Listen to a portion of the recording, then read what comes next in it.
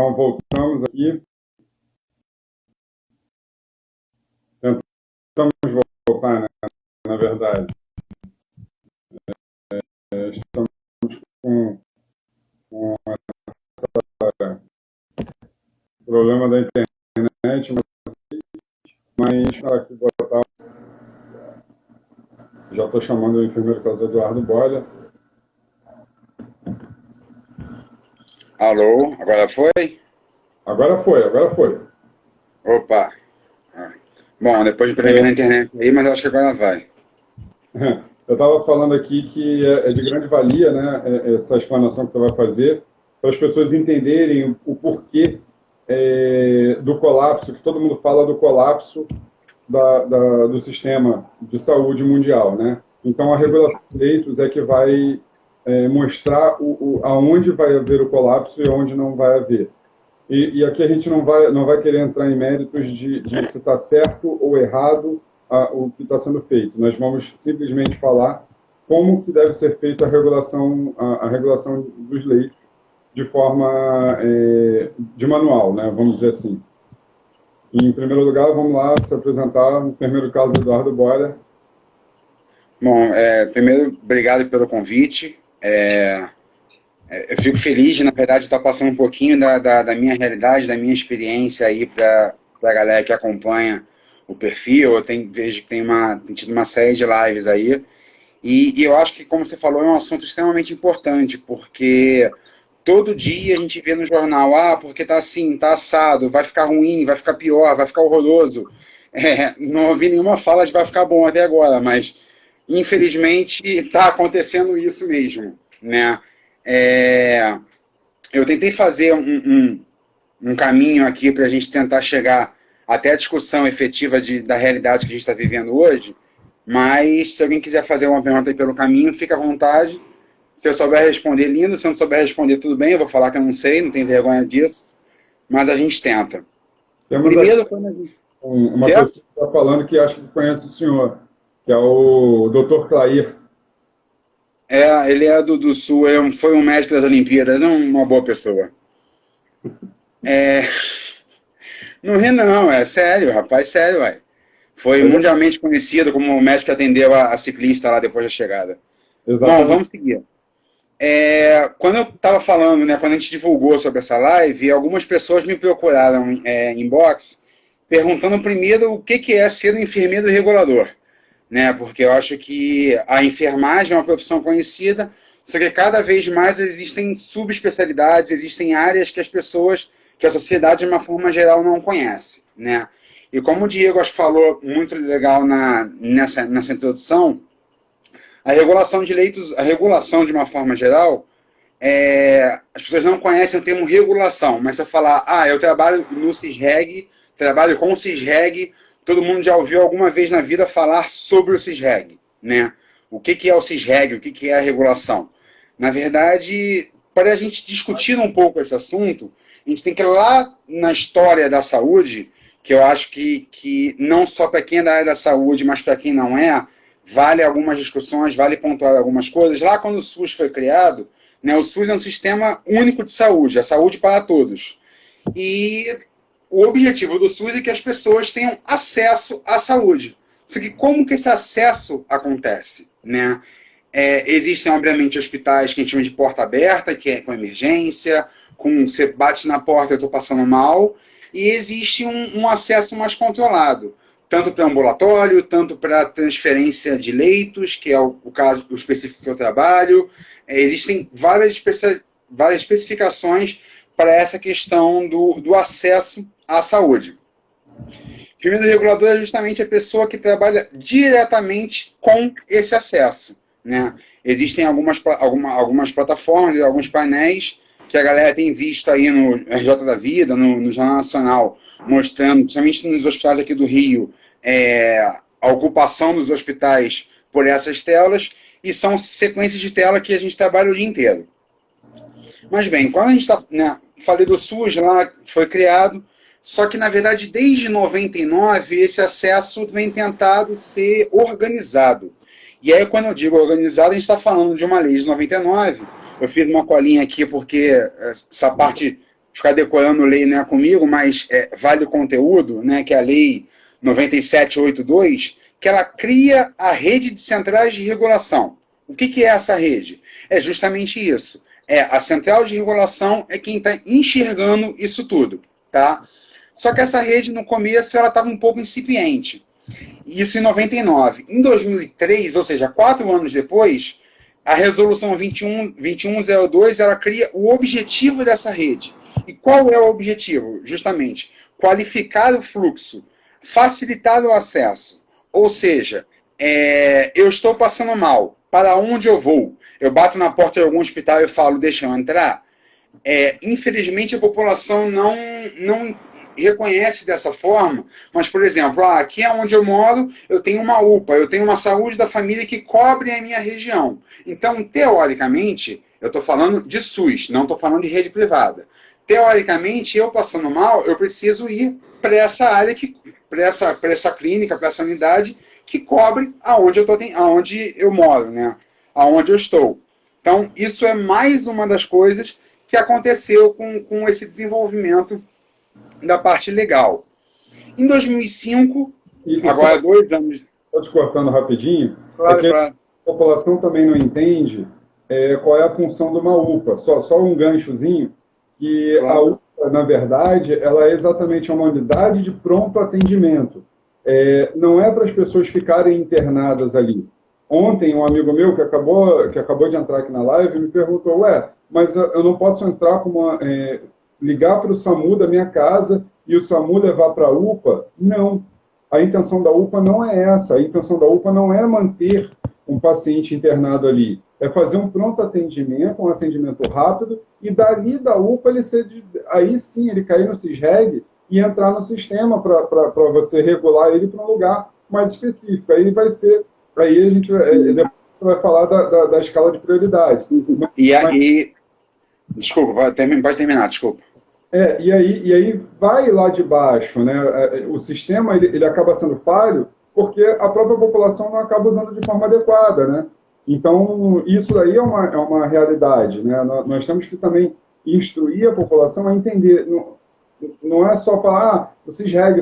Não, o CISREG ele vai ser atuante a partir do momento que a população vai fazer de forma adequada, né? Pode continuar aí, Carlos. Não, até pegando um pouquinho do gancho que você falou, você também falou da questão do SAMU, que não é nem o foco dessa discussão, mas também te brinca que, na verdade, o SAMU não é táxi, não é tipo assim, eu vou ligar para o táxi 190, 192, 193 para me levar para a emergência, mas ok. O pessoal está participando aqui, aos pouquinhos eu estou tentando acompanhar as perguntas. Se eu não responder alguma, me desculpe, mas eu juro que eu vou tentar contemplar todas. Que me perguntaram aqui se eu tiver plano, que eu não posso ir para o não vai de atendimento. Claro que vai, o SUS é um sistema único para todos, é um sistema público de saúde, a gente paga imposto, e esse imposto banca o SUS. Né? Sim, sim. E a Camila está perguntando uma diferença entre a UPA e a clínica da família. Na verdade, a saúde hoje, ela é classificada, ela tem alguns tipos de atenção, né? Só para não deixar nenhuma pergunta sem resposta, mas também a gente não vai se ater muito a isso, a clínica da família é uma atenção primária, ela tem uma atenção na prevenção, né? A pessoa em casa, evitar que essa pessoa adoeça. A UPA, no caso, a UPA seria um Centro Municipal de Saúde da vida, né, uma atenção secundária, já é um grau um pouco mais acima, já tem alguns tipos de atendimentos, só que mais focado para a parte emergencial. A clínica da família seria prevenção, né, tentar evitar alguma coisa, é uma forma mais preventiva do que atuante, né, necessariamente você levar a pessoa para uma unidade hospitalar para fazer algum procedimento. A clínica da família seria uma coisa mais uma precaução, vamos dizer assim, a grosso modo falando. E já a UPA já seria um atendimento que a pessoa tenha. Por exemplo, a pessoa se cortou, a pessoa teve uma dor de barriga, alguma coisa do gênero, então ela já tem um atendimento propriamente dito para ser feito, realizado ali. Perfeito. Mas aí voltando, né, para aquela... Eu acho que eu peguei todas as perguntas, se eu pulei alguma, me desculpa. Voltando, né, para quem estava falando sobre essa linha do tempo do processo regulatório, e aí em 2005, a gente tem a criação do NIR. O que é NIR? Eu, particularmente, trabalho em um NIR. NIR é um núcleo interno de regulação, ou seja, eu sou lotado em algum hospital específico, todos os hospitais tenderiam a ter NIR, e esse NIR é quem faz essa ponte com as outras unidades, faz a ponte com as centrais de regulação. E aí, no ano seguinte, veio o Pacto pela Saúde, né, que, em 2006, que definiu a atribuição de cada esfera. E aí, quando eu falo cada esfera, a gente está falando União, Estado e município. Ah, mas, poxa, meu município faz parte do Estado, meu Estado faz parte da União. Eu não tenho... Ok, tem uma pergunta aqui da Marina que eu não tinha visto. Já pego já, Marina. Eu posso hierarquizar isso? Eu posso... Como é que funcionaria isso? Na verdade, existem hospitais que são regidos pela União, ou são organizados pela União, outros pelo Estado e outros pelo município. E, né, não vou entrar muito nessa seara, senão a gente vai ficar aqui... Vai ser pior do que vai ser mais longa do que a live do RG Safadão, que dura mais de 10 horas. Senão a gente vai ficar aqui até amanhã. Na verdade, existe essa organização por esfera, né? E aí existe, sim, esse controle.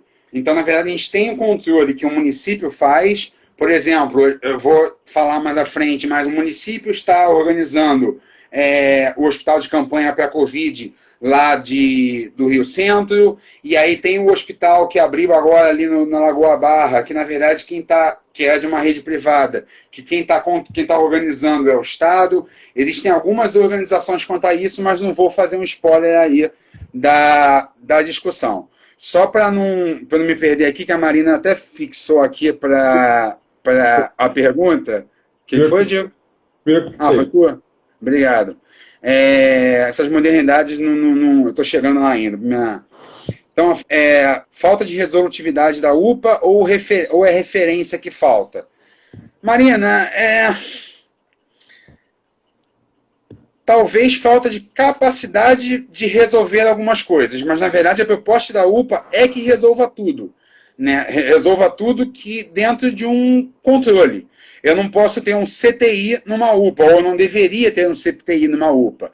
Mas, eu estou com uma dor de cabeça, eu não tenho plano de saúde, eu estou com uma dor de estômago, eu não tenho plano de saúde. Aquelas questões de saúde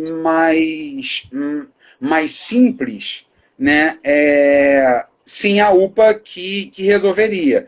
Vide que agora falando já como enfermeiro regulador, eu não tenho, ou pelo menos não deveria ter, uma demanda, eu tenho um paciente na UPA que eu quero internar ele porque ele está com dor de cabeça e só dor de cabeça.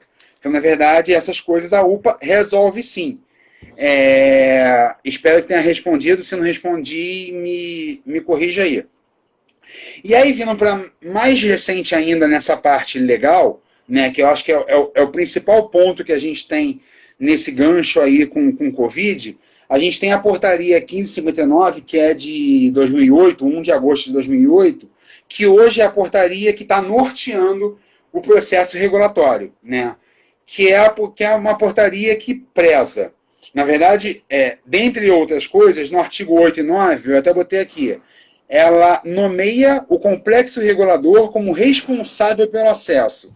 Ou seja, toda a questão de acesso hoje, eu não estou falando acesso à UPA, estou falando de acesso a grandes complexidades. Tá? A UPA, sim, eu bato na porta e falo, estou passando mal.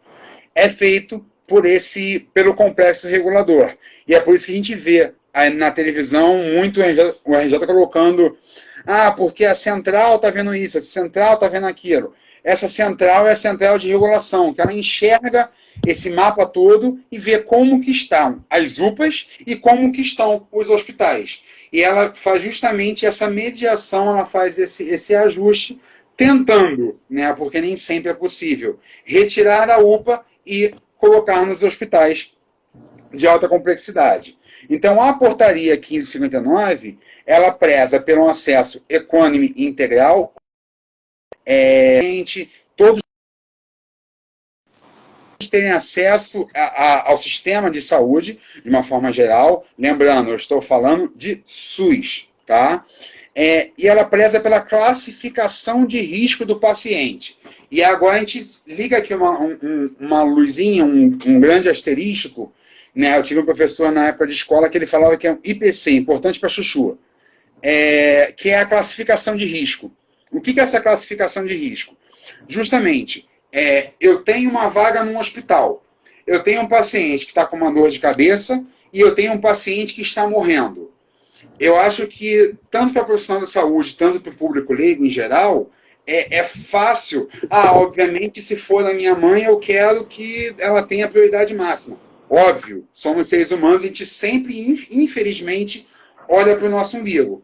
Mas se a gente for olhar o lado clínico da coisa, né, esse paciente que está com risco iminente de morte tem muito mais urgência de acessar uma unidade avançada de saúde do que aquela pessoa que chegou lá com uma dor de cabeça, não estou legal, não dormi bem hoje, estou meio indisposto. Isso pode se desdobrar para outras coisas? Pode. Só que agora, o meu retrato...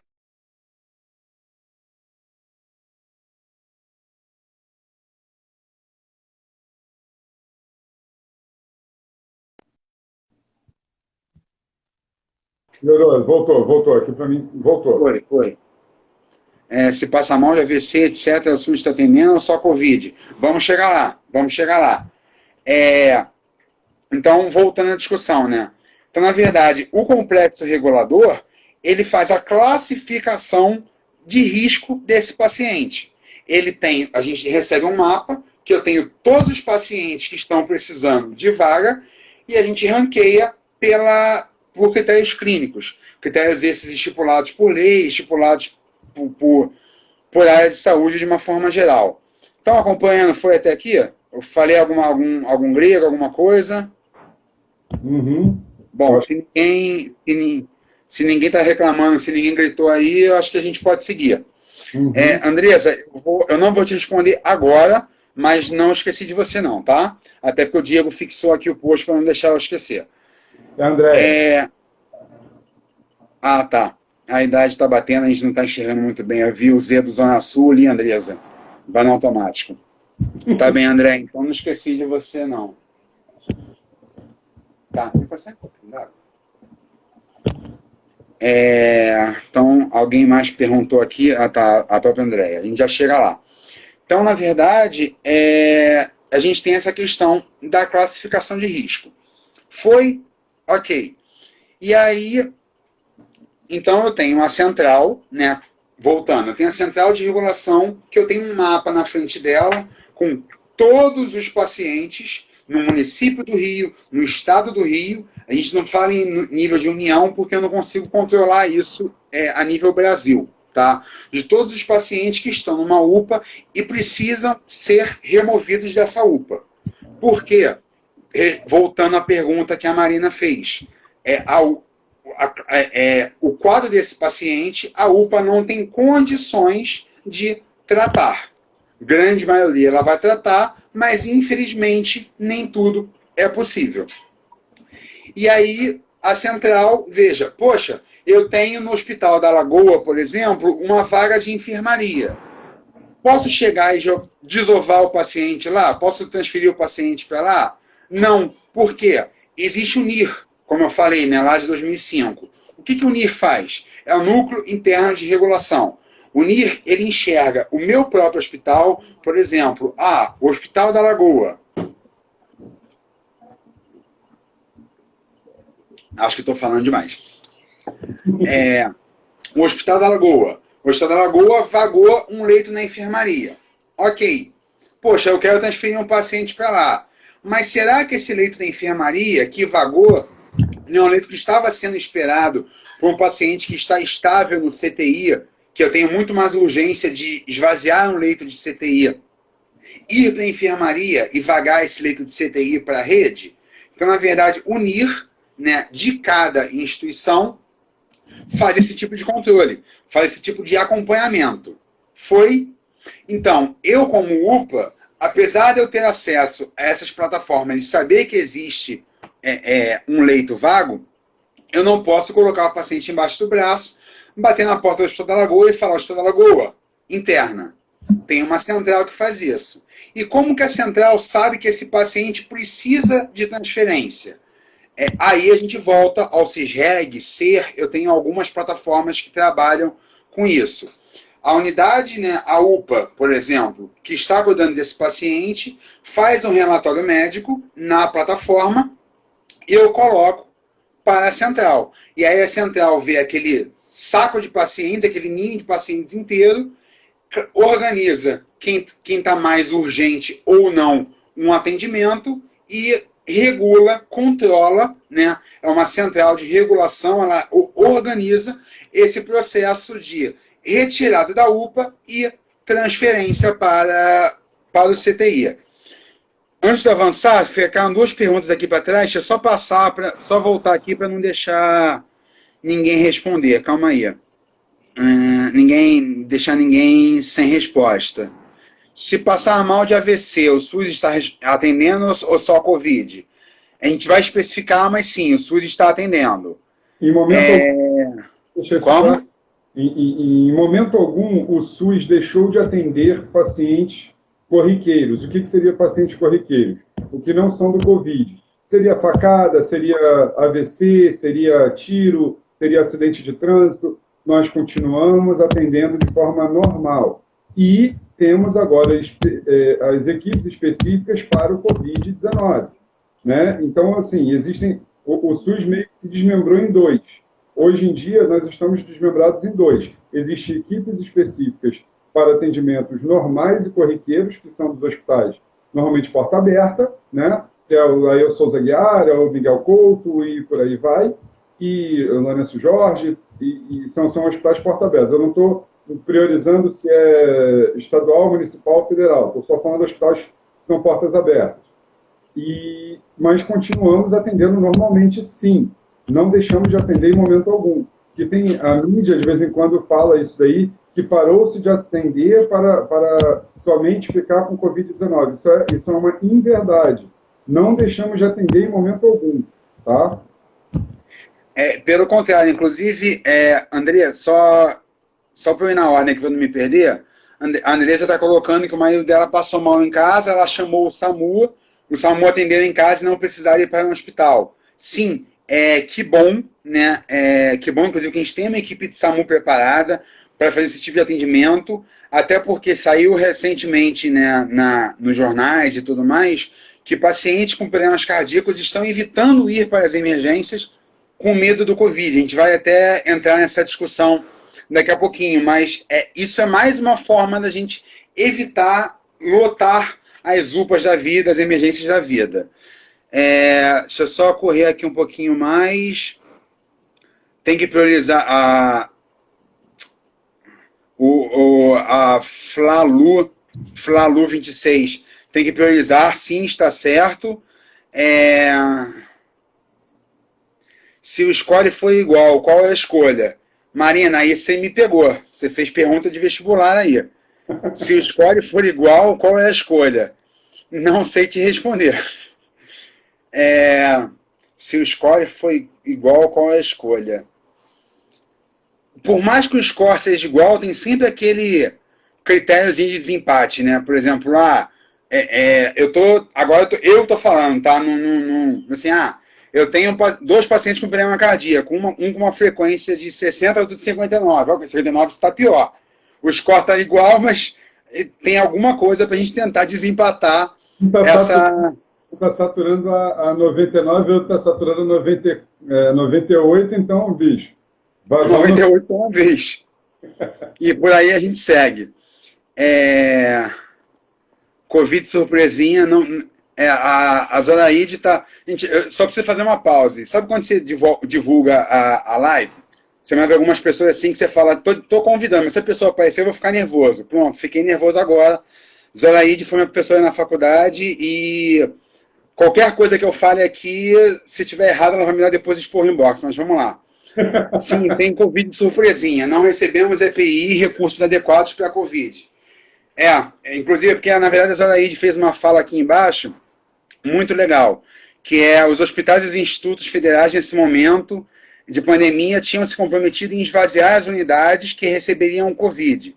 está acontecendo, estamos recebendo os outros principais CIDs, né, os principais problemas. Só explicando esse comentário da Zora, na verdade, existem algumas unidades, vocês estão vendo na rede, Raul Gazola, tem um outro lá o Hospital do Cérebro também que foi esvaziado para isso, tem um hospital lá em Volta Redonda que estão específicos para a Covid. Então, existem algumas outras unidades que... Como? O HGB. O HGB, existem algumas outras unidades que se comprometeram em tentar receber esses pacientes, né, que estavam nessas unidades, para poder essas unidades ficarem específicas para a Covid. Só que tem um problema, que a gente recebe esses pacientes achando que não é Covid, e aí chega lá a pegadinha do malandro, paciente Kinder Ovo, surge um Covid, e a gente infelizmente não está com a EPI para atender esse paciente. Lu Perfeito 8. Carlos, realizei um desejo antigo de poder trabalhar na Fiocruz. Foi selecionado ao combate da Covid-19. Espero nos esbarrar por lá para agradecer pessoalmente por essa live. Que isso, eu vou chorar agora, faça comigo não. Só para te explicar, Lu Perfeito, na verdade eu fico no Fernandes Figueira, que é uma unidade de pediatria da Fiocruz. Eu não fico lá em Manguinhos. Mas fico feliz aí pela intenção e caso a gente se esbarre, fala, poxa, vi essa live que eu vou ficar feliz. Uma vez uma aluna, 3 anos depois, poxa, assisti uma aula sua enquanto acadêmico. Gostei muito, poxa, obrigado, nem lembrava dela, a gente acaba pegando alguns alunos pela frente, mas fico feliz de estar contribuindo aí na formação das pessoas. Acho que a intenção Cadu, a gente está fazendo a live se dá isso, né? Para pessoas, sim. A gente não tem o contato porque elas seguem a gente no Instagram, aqui no caso, e a gente está querendo elucidar as pessoas de temas bem focais, né? Sim, sim. E eu acho que aí, na verdade, que é o legal. Eu acho que o legal é exatamente esse, a gente entrar na casa das pessoas para trazer temas legais, temas abrangentes e temas em que causem uma discussão boa, não uma discussão ruim. Eu acho que a intenção é essa. Sim. E aí, na verdade, voltando, né, para a discussão que a gente estava, obviamente, todas as perguntas e colocações, mesmo que fuja... Estou nervoso. Agora é a minha vez de ficar nervoso. Olha quem entrou aí. Professor Fábio Marcelo. Sua vez de ficar nervoso agora, Diego. Fica nervoso. Tá valendo. É bom que quem mexe com as emoções e faz teste cardíaco na gente. Uhum. Bom, mas vamos seguir. Mas aí a gente, retomando a questão da classificação de risco, né, e trazendo um pouquinho mais para a questão do Covid, e aí a gente, na verdade, entrando, né, que a mídia fala, poxa, sintomas leves fiquem em casa, não vão para as emergências. Por quê? Eu, profissional da saúde, não quero te atender, pelo contrário, eu quero o seu bem. E eu não quero que você vá para a emergência porque lá eu tenho pacientes com sintomas graves, lá eu tenho pacientes com outros sintomas que também não são Covid, então, e podem ser transmissíveis ou não. Por exemplo, uma vez eu assisti uma live do Bernardo Tura, está até acompanhando aqui a gente, é um médico, que ele falou, hoje só se fala de Covid, mas se esqueceu que a gente tem zika, tem dengue, tem pneumonia, tem outras coisas que também trazem uma repercussão respiratória e que as pessoas só veem Covid. Exato. Continua tendo IAM, continua tendo abdômen agudo, continua tendo pneumonia, que não tem absolutamente nada a ver com Covid, continua tendo pessoas sendo entubadas. Isso aí é bem legal de falar. Vamos botar aqui um número fictício, que teríamos 3 mil respiradores no Rio de Janeiro. Aí as pessoas pensam, então temos 3 mil vagas para o Covid-19. Não tem. Que continuam tendo pessoas e que vão precisar ser entubadas. Ainda continuam tendo pessoas que não têm absolutamente nada a ver com Covid. Que são pessoas que já têm um volume de internação. Isso aí é normal. São pessoas que precisam de uma unidade respiratória. Então, as pessoas elas estão entrando numa bolha que a mídia acaba fazendo isso aí, ou não se faz entender de forma adequada, então essa bolha não existe. Se tem 3.000 respiradores, vamos botar aqui, 1.500 respiradores, isso aí é um número fictício, tá, gente? Não é um número real. 1.500 seriam usados para o Covid e 1.500 seriam usados para pessoas normais, que precisam de respirador naturalmente. Existem pessoas no dia a dia que andam fora do hospital, que não necessariamente estão no hospital, que utilizam respirador. Então, assim, as pessoas elas querem entender, ou a mídia quer passar, de forma que isso daí o respirador é o pulo do gato, que isso daí vai resolver o problema do Covid-19. Não vai resolver o problema do Covid-19. Até porque as pessoas não vão deixar de morrer por outros motivos. Né? A gente está só falando de... tiveram 550 mortes ontem. Aí é um volume de mortes muito grande, sim. Mas vamos ver quantas mortes por câncer de mama tiveram ontem. Quantas mortes por câncer de próstata tiveram ontem. Quantas mortes por assassinato. Quantas mortes por acidente de carro. Então, assim, as outras mortes continuam também. Só estão enfatizando as mortes do Covid-19. Não estou tirando o foco do Covid-19, não é isso.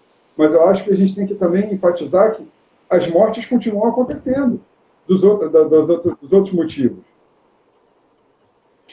Bom, mas aí, né, como a gente estava falando, a questão do paciente com sintomas leves de Covid. E qual é a grande questão? Às vezes, seu sintoma leve pode ser... não estou fazendo nenhuma questão política aqui, porque eu vou tocar, mas, como disse o presidente, uma gripezinha, né? E você, às vezes, vai parar numa emergência por causa de uma gripezinha, e que não é Covid, né? Que Covid não é uma gripezinha, e você tem contato numa sala de espera com problemas respiratórios com outras pessoas que estão com Covid. A gente tem visto gente na rua com máscara, o pessoal com máscara no queixo, andando com máscara tapando a boca e o nariz de fora. Não adianta. Então, na verdade, a questão de vá para a emergência apenas com sintomas graves é porque eu posso ir com sintomas leves? Posso. A equipe de lá pode querer me internar? Pode. Mas lembra que eu falei da central de regulação, que eu tenho um painel com 300, na verdade, na janta de ontem falou, ontem fechou o dia com 1.100 pacientes adultos na fila da central de regulação. Desses 1.100, eu tinha 350 só para CTI. E eu tinha outros 750 para enfermaria. Então eu posso ir para uma UPA e falar assim, mas eu estou muito grave, eu quero ser internado porque eu não tenho como nebulizar em casa. Ok.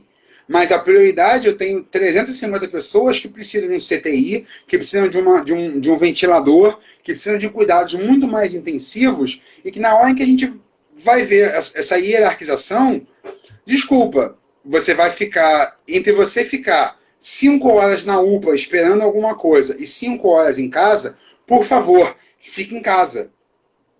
Mas, continuando, né? Então, na verdade, a gente tem essa fila que ela só cresce. Por que essa fila só cresce? As pessoas, o Covid e outras doenças estão cada vez acontecendo mais. Então eu tenho Covid confirmados, Covid suspeitos, não é nada e acha que é Covid, e outras coisas. Tudo isso precisando de leito. E aí eu vejo na mídia, o hospital de campanha lá do Rio Centro são 500 leitos. O hospital de campanha do Lagoa Barra são 300 leitos. Ok, temos 800, então já resolvemos a fila de 1.100 que a gente fechou o dia ontem, já resolvemos 800. Não, porque eu não tenho profissional, eu não tenho material, os leitos estão abrindo paulativamente, estão abrindo aos poucos, porque a gente tem toda uma logística para isso acontecer. E, além disso, eu já tinha pessoas antes esperando, que estão graves. E eu tenho mais. Às vezes a pessoa está grave. E aí eu falo por experiência própria. Acabou que eu não falei no começo, né?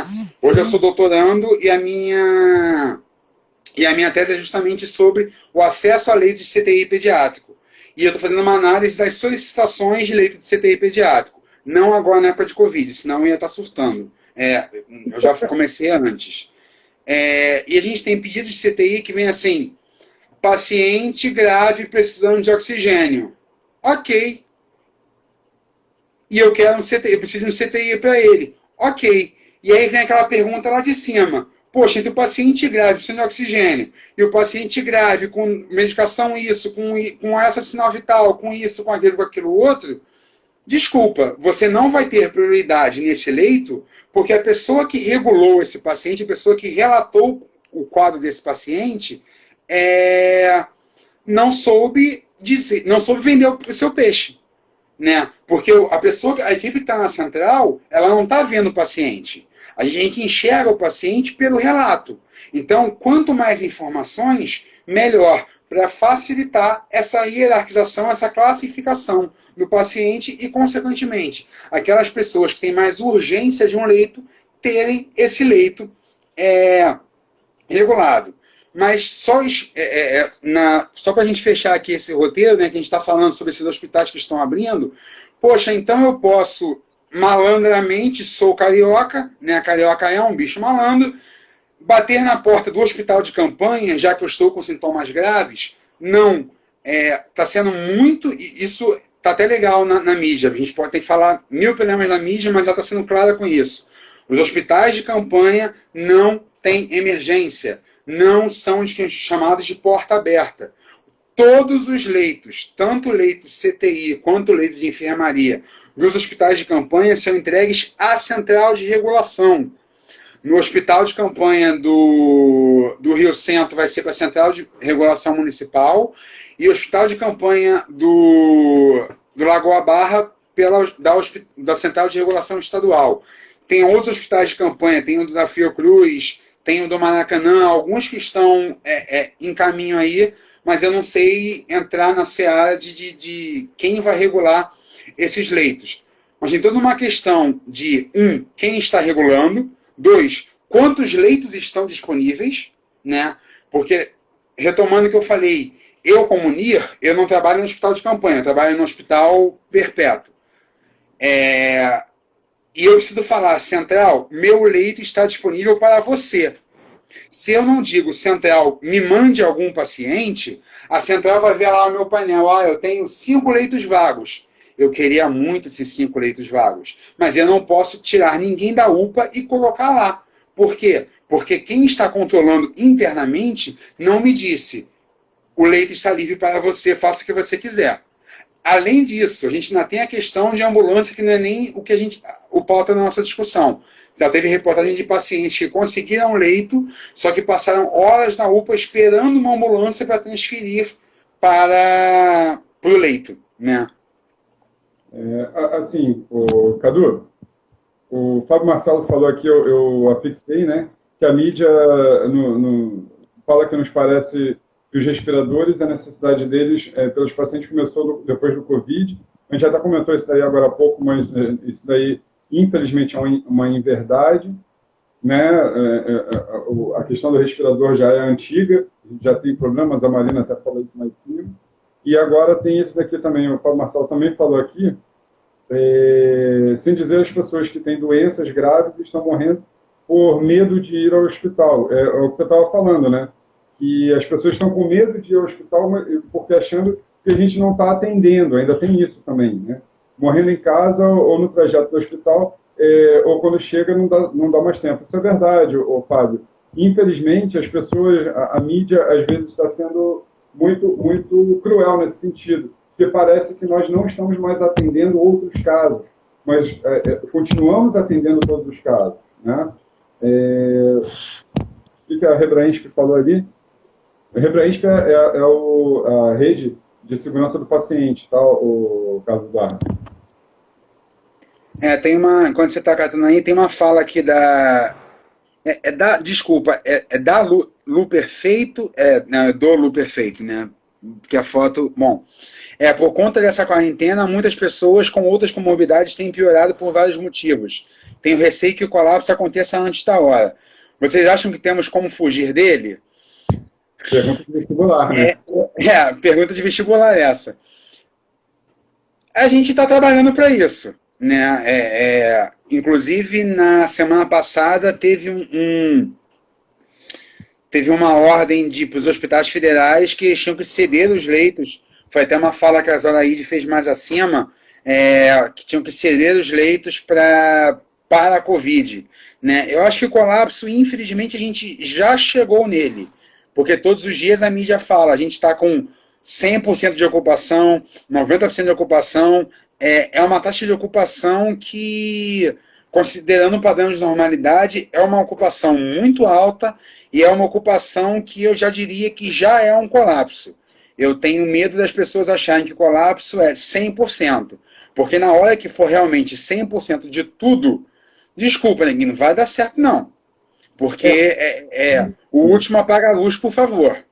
Né? Inclusive, só fechando aqui, Diego, inclusive ontem foi falado no jornal, engraçado, anteontem eu tinha visto no grupo de aquele prédio as pessoas falando, as próximas 2 semanas vamos logo ao mercado porque vai ser complicado. E eu falei, gente, da onde que a pessoa tirou essa informação? Porque eu sou da área da saúde e não tinha ouvido isso. E aí ontem o secretário estadual de saúde falou na JTV que a gente está com uma grande chance de entrar em lockout, né, que é a lockdown. Por quê? Para quem não está acompanhando o lockdown, fiquem em casa, tranquem a porta de casa e joguem a chave pela janela. Por que isso? Porque já estamos em colapso. Né? A gente já está com a rede lotada, a gente já está com os profissionais adoecendo, a gente está com um profissional fazendo 15 dias de isolamento depois de uma contaminação e voltando para o fronte de batalha sem uma nova avaliação, porque o fronte está precisando. Por exemplo, a prefeitura prometeu, no mês de abril, contratar 1.300 médicos. Contratou 450. E cadê os outros? Ainda não conseguiu. Mas é o quê? Não está querendo pagar? Gente, o dinheiro está separado para isso. Não tem profissional.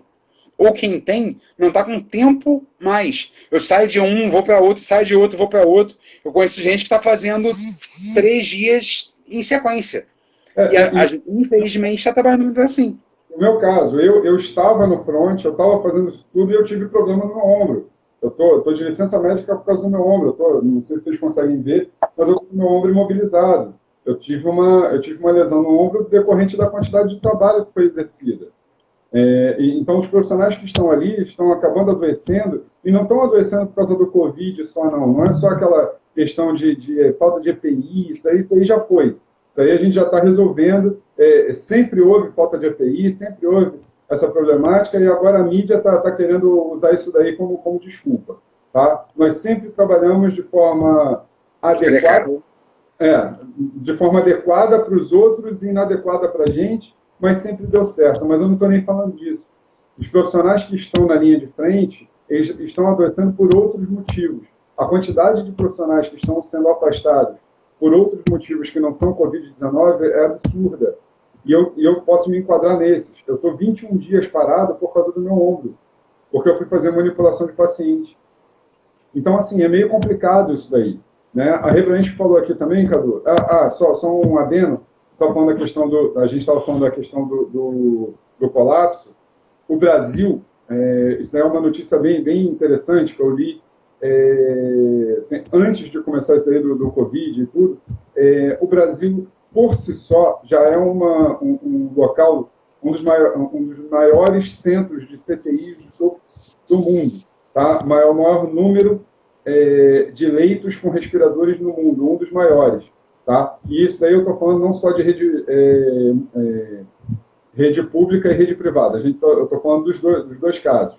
Tá? Então, assim, em proporção, nós temos mais leitos de CTI do que os próprios Estados Unidos, por exemplo. Normalmente. Tá? Eu estou falando isso de forma normal. Não estou falando no meio desse caos todo que foi instalado. Então, assim, foi exatamente o que o Cadu falou. Nós já estamos no colapso. O colapso já está instalado. O problema todo é como que a gente vai modificar isso aí. Aí a Rebranche que falou ali que vai depender de cada cidade.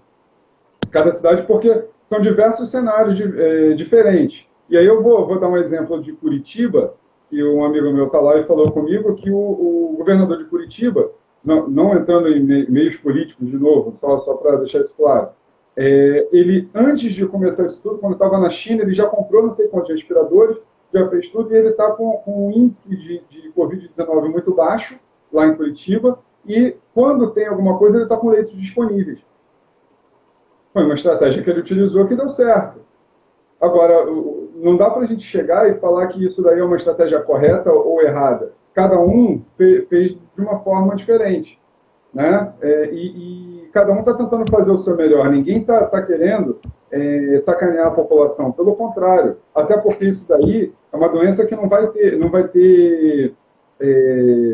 vai pegar raça, cor, classe social, ou se é político, ou se é presidiário, ou se é... Não tem isso. O vírus ele não vai escolher uma pessoa. Então, assim, ninguém está querendo brincar com isso, né? Todos estão querendo fazer da melhor forma possível. O grande problema é que é uma coisa nova e que as pessoas não estão sabendo lidar com isso, né? Basicamente é isso. Inclusive, só complementando o que você falou, e antes tem uma pergunta aqui da Marina que eu vou buscar. Você está falando da questão do não vai pegar raça, cor, idade, o que for. O Covid sempre foi rotulado, né, estava sendo rotulado como uma questão de idade.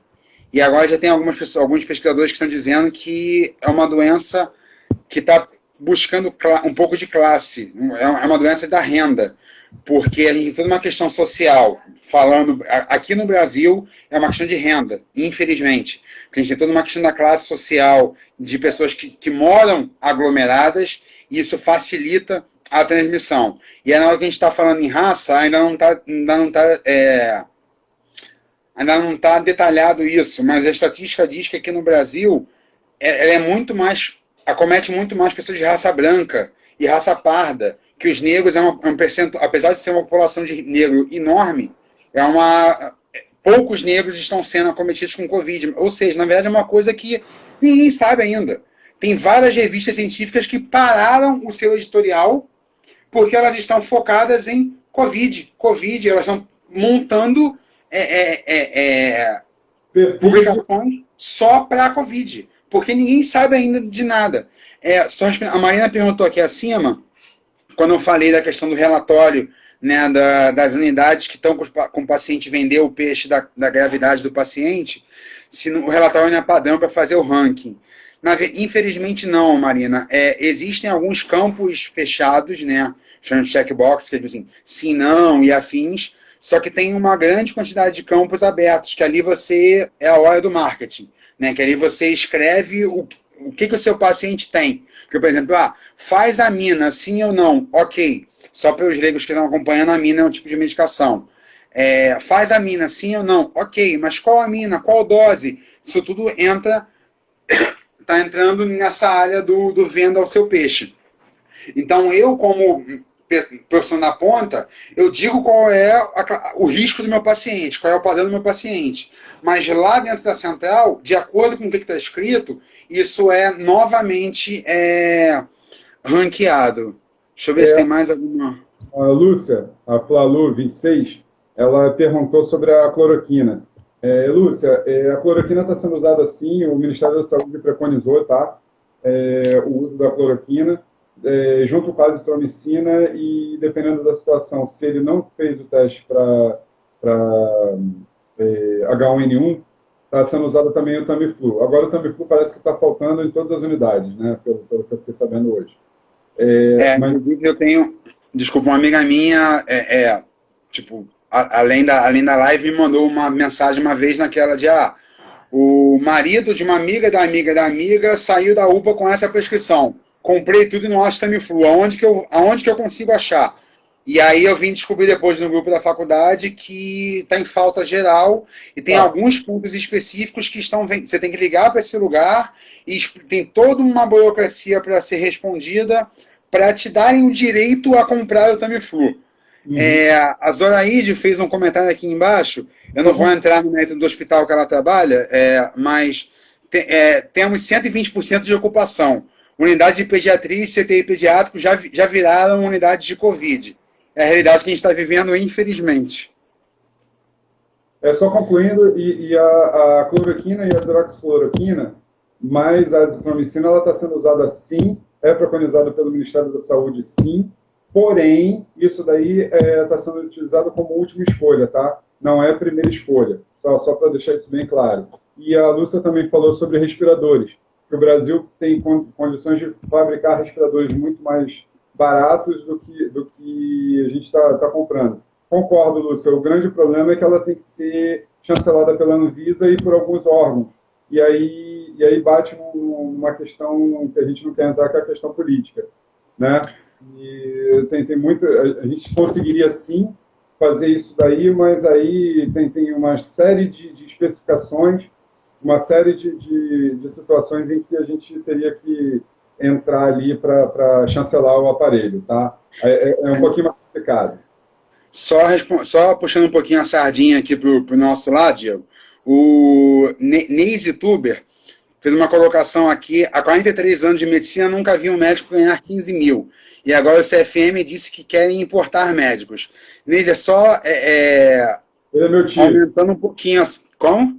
Ele é meu tio. Ele é ortopedista. Não, eu percebi pelo sobrenome. Só puxando um pouquinho da sardinha, quando começou a loucura inteira do Covid, né, as unidades estavam oferecendo valores exorbitantes para os médicos, não sei se 15 mil, mas acima do mercado, e estavam pedindo enfermagem voluntária. Olha que coisa linda. Mas não vou entrar nessa discussão, porque senão aí já é outra live, na questão classicista aqui. Mais umas 10 horas de live, né? E só o secretário estadual de saúde de São Paulo, a gente estava falando, a Camila fez uma fala lá em cima sobre os hospitais de campanha, que nem todos os leitos são de CTI, alguns são de enfermaria.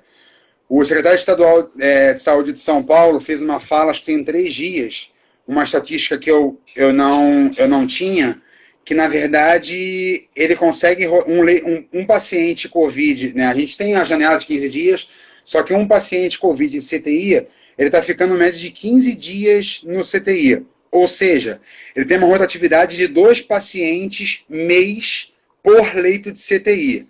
Assim sendo, considerando o tamanho da população brasileira e a quantidade de leitos de CTI que a gente tem, se a gente tiver 3 mil leitos de CTI, a gente consegue atender 6 mil pacientes. Eu acho que a gente tem um pouco menos de leitos e um pouco mais de população precisando, mas ok.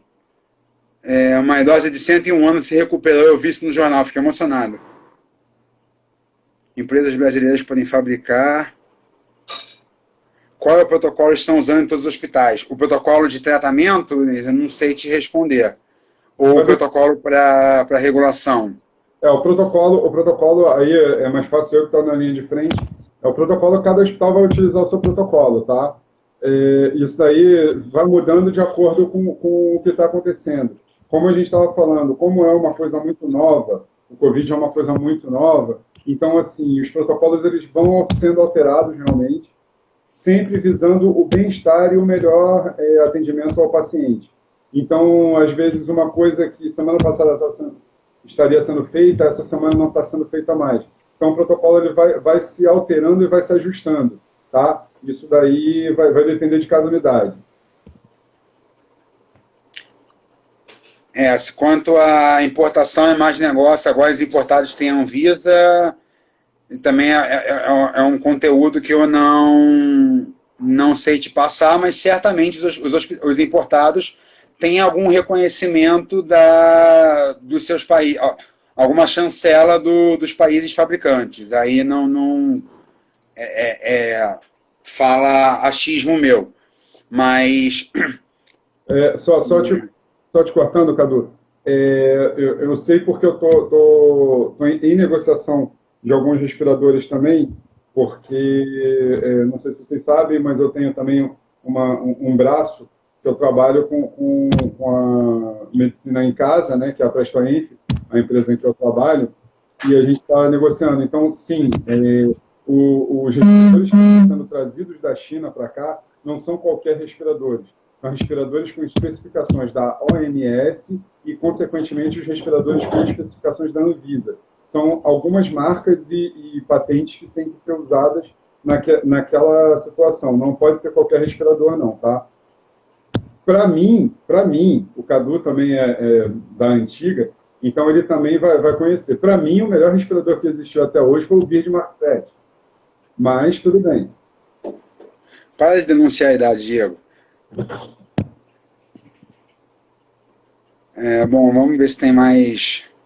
Gente, só para compartilhar, eu fiquei com medo de ter pergunta de vestibular pesada aqui, mas eu tô gostando bastante da participação aí da galera. Eu não sei quanto tempo a gente tem mais, Diego. Isso que eu ia falar agora. Eu acho que eu vou parar essa live agora para a gente continuar, que a gente ganha mais um tempinho. Porque ela já deve estar para. O Instagram já deve estar para cortar a gente. Eu estou com 58 minutos aqui de live. Bom, não sei se a galera tem mais alguma. Se a gente quiser, na verdade, talvez encaminhar aí para encerrar. Mas se a galera, se chover pergunta aí, a gente abre outra, não sei. Porque eu acho que a galera já está começando a diminuir aí o fluxo das colocações. Mas então, só para a gente começar, né, encaminhar aí para esses 2 minutinhos finais, eu juro que eu vou ser breve. A Maria está comentando, seu Bird mata 7. Gente, então, na verdade, a proposta inicial dessa live que a gente estava conversando antes, além de situar as pessoas sobre o que é, né, o processo regulatório, entender quando a mídia fala da fila de regulação, a mídia fala dos hospitais de campanha que não só vão dar leito para a central, tentar fazer com que as pessoas entendam isso. O porquê de ficar em casa, o porquê de só ir para as unidades, se você estiver grave. Ele está falando que você não pode ir, você pode ir, só que você vai ficar muito tempo lá, se expondo muito, e a resolutividade vai ser baixa, e não por culpa da UPA, e sim por outras demandas. Espero que as pessoas tenham entendido um pouquinho sobre essa história da regulação, a questão que nem tudo é culpa da central de regulação, depende um pouco do que as unidades estão escrevendo sobre o seu paciente, depende das unidades que estão com o leito, disponibilizarem o leito para a central de regulação, e essa fila de condições é o que faz a nossa regulação de leitos hoje, e o que está tentando resolver essa loucura que a gente está vivendo de pandemia, não só aqui no Rio, que é a nossa realidade. Cadu? Travou, Cadu? Cadu travou aqui, gente. Estão ouvindo o Cadu aí ainda?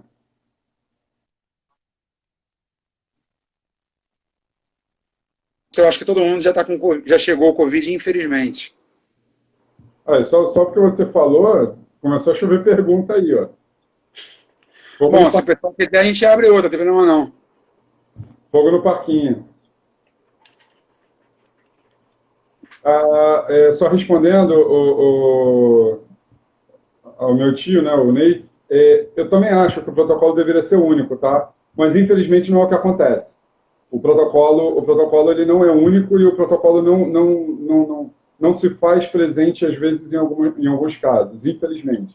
O protocolo ele deixa de ser seguido para seguir a vontade de quem está tomando aquela conduta. E aí é que começam a dar as problemáticas, né? E aí começa a impactar no NIR, começa a impactar nas linhas mais baixas, né? Tiveram 2 falas agora finais que eu achei bem interessante, só para destacar, que da Riogiza, que cada NIR tem um formato.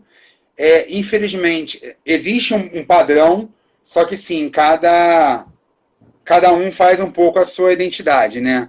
Não adianta essa porrada de hospitais se não tem médico. Se não tem médico, se não tem enfermeiro, se não tem EPI, se não tem técnico de enfermagem, se não tem farmácia, se não tem limpeza, se não tem todo mundo, toda a equipe que trabalha no hospital, né? A gente não está aqui puxando sardinha para nenhuma classe, porque no hospital é importante o rapaz da limpeza, porque quando sai um paciente, para chegar um outro paciente, você tem que ligar para a limpeza e falar assim, vamos limpar o leito porque eu preciso internar.